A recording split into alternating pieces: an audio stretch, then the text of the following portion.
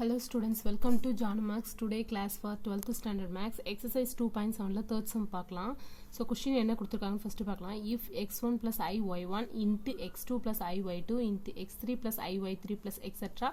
xn plus iyn equal to a plus ib. ஓகேங்களா, இந்த condition கொடுத்துட்டு ரெண்டு கேஸ் வந்து ப்ரூவ் பண்ண சொல்லியிருக்காங்க. ஸோ அந்த கேஸில் ஃபஸ்ட்டு கொஸ்டின் என்னன்னு பாருங்கள். x1 square plus y1 square into x2 square plus y2 square into x3 square plus y3 square etcetera xn square plus yn square equal to a square plus b square.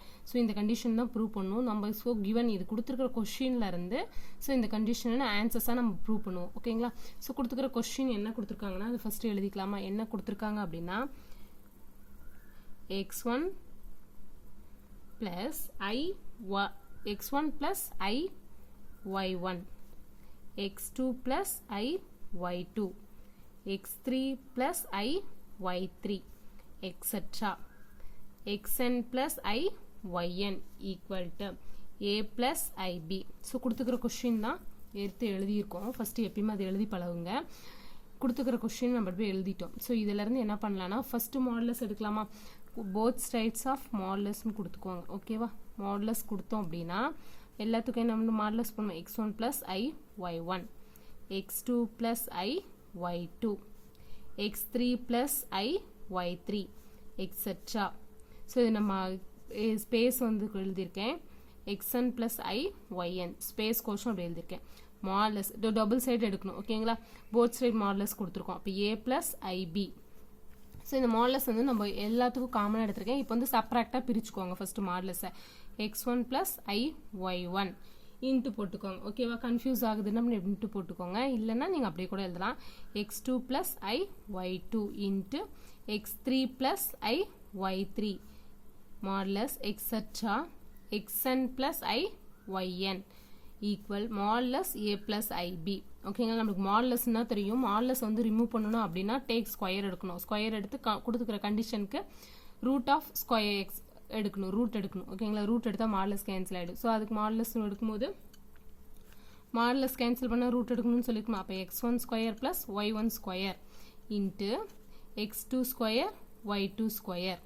ஓகேங்களா, into x3 square plus y3 square etc. root of xn square plus yn square equal to root of a square plus b square.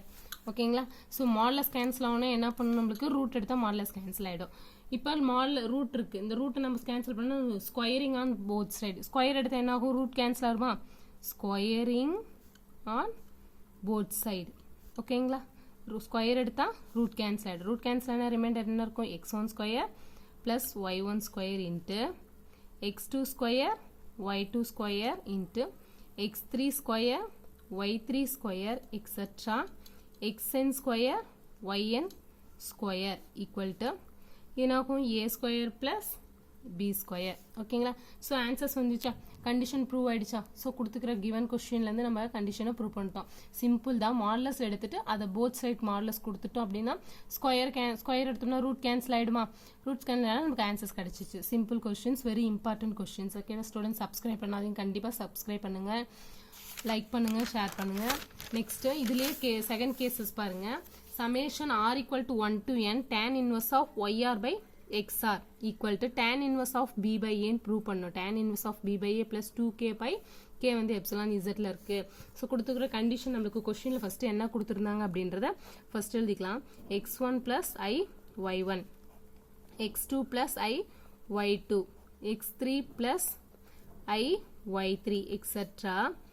xn plus I yn equal to a plus ib. So இதுதான் condition. இது வச்சு தான் prove பண்ணணும் ஆன்சர்ஸை. ஓகேங்களா, first cases prove பண்ண மாதிரியே second கேசஸும் prove பண்ணணும்.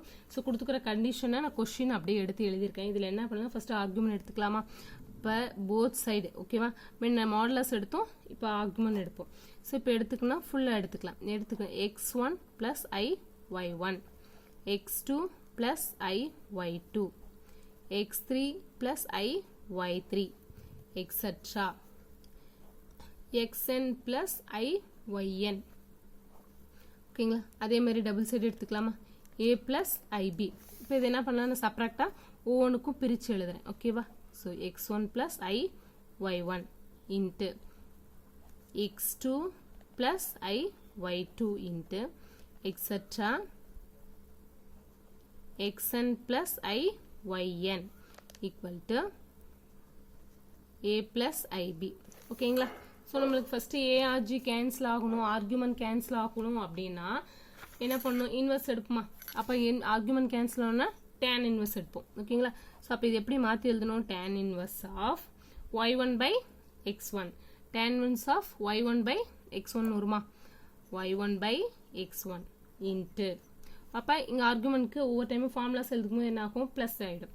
அப்போ plus tan inverse of y2 by x2 plus tan inverse of y3 by x3 etc plus tan inverse of yn by xn equal to இது எப்படி எல்லாம் a plus ib இருக்கா? அது எப்படி எழுதலாம்? tan inverse of b by a.